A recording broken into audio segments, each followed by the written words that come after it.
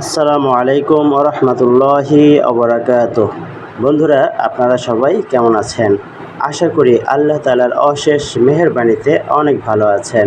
আমিও আল্লাহ তাআলার রহমতে অনেক ভালো আছি। আজকে আমরা শিখব 48 নম্বর হাদিস। আসুন তাহলে শুরু করি।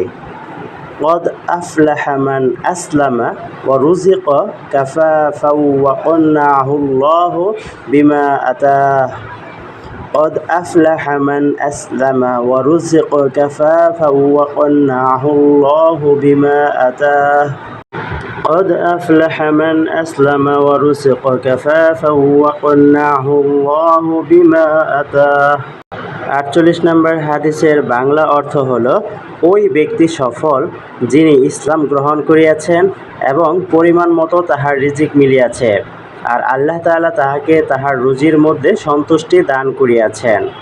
ইংলিশে বলবো, successful is the person who accepts Islam and according to the amount his sustenance is met and Allah Ta'ala has given him satisfaction in his sustenance.